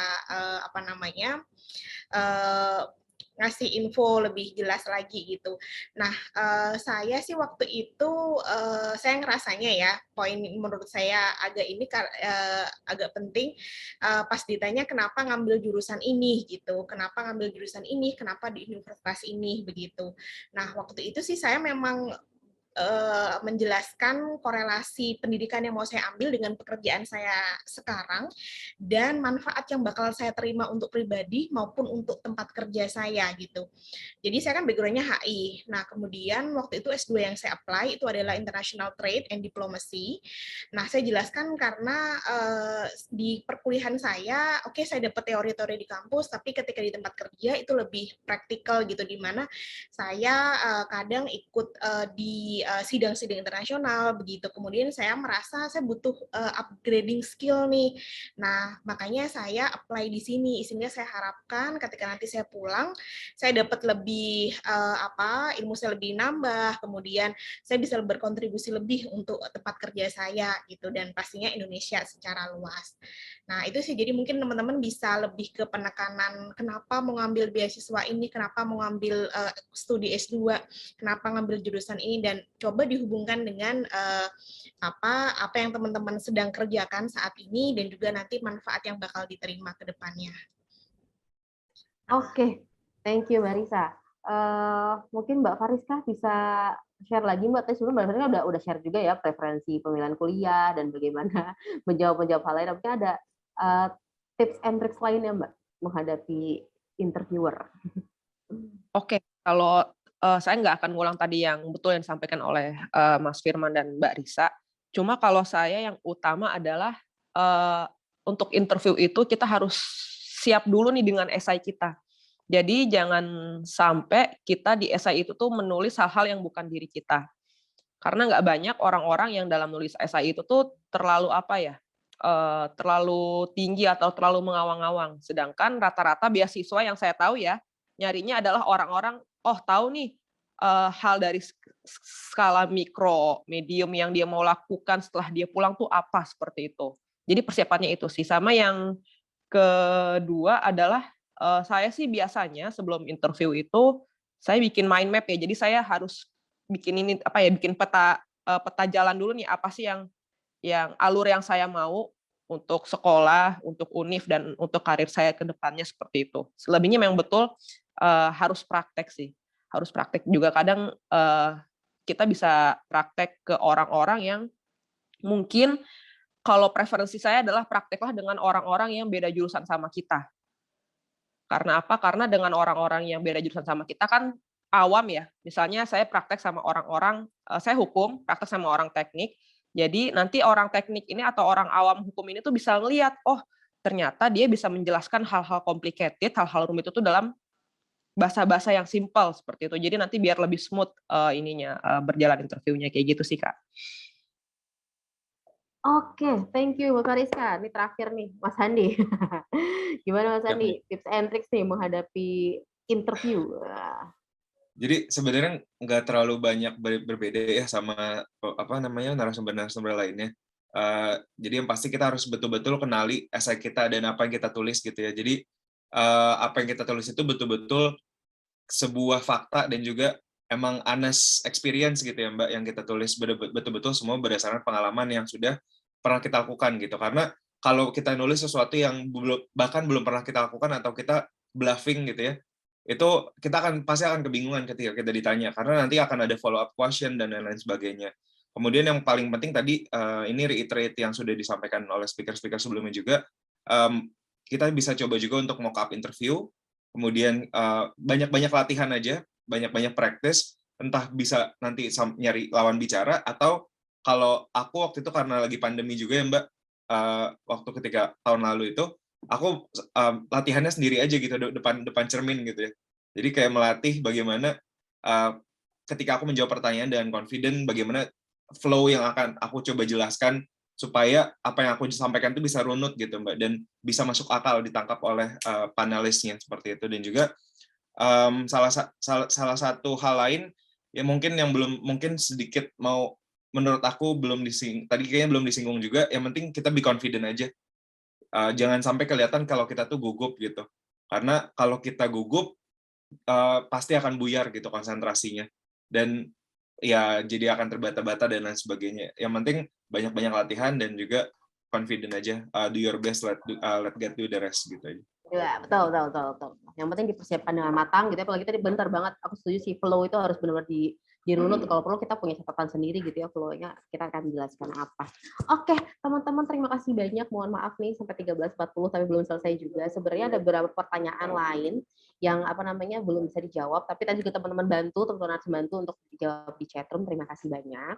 Nah, untuk pertanyaan-pertanyaan tadi tuh masih ada yang nanya, Kak, gimana sih cara memilih universitas, gimana cara menyusun motivation letter, gimana menyusun recommendation letter. Nah, tenang, karena ini webinar series, jadi scholarship weeks dari Ekon Moda ini nanti akan menjelaskan itu semua, tapi di weeks yang berbeda. Nah, kayak contoh misalnya gimana memilih universitas, nanti kita akan jelaskan di week kedua, kemudian di week ketiga kita akan menjelaskan juga gimana sih caranya motivation letter, nyusunnya gimana sih, terus kemudian untuk recommendation letter itu juga akan disusun di week keempat. Bahkan di week terakhir kita akan sharing gimana caranya menyusun proposal riset.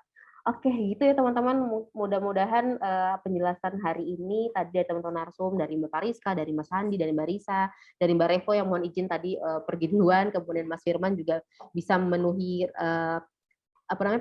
bisa menjelaskan pertanyaan dari teman-teman semua. Terima kasih banyak. Mohon maaf jika dari penyelenggara acara ini kita masih banyak kurang dan time manajemennya mungkin belum tepat. Terima kasih banyak sudah ikut berpartisipasi. Mohon maaf mengganggu waktu makan siangnya, dan semoga teman-teman yang nanti akan apply beasiswa bisa lancar dan bisa dapat sesuai dengan hal yang diinginkan.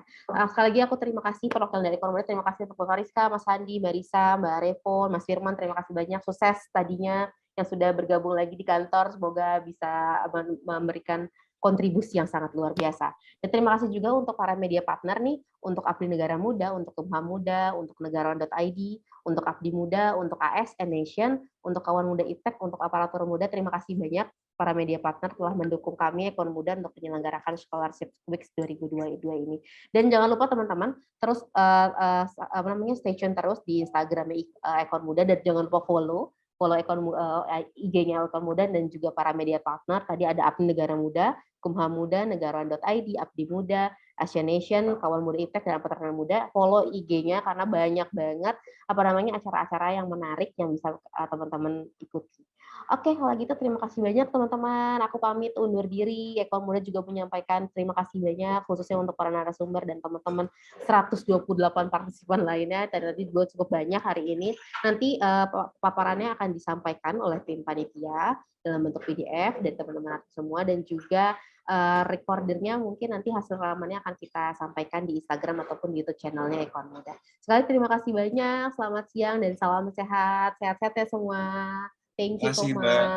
Dadah. Dadah. Ya Mbak, thank you. Ya, thank you. Bye-bye.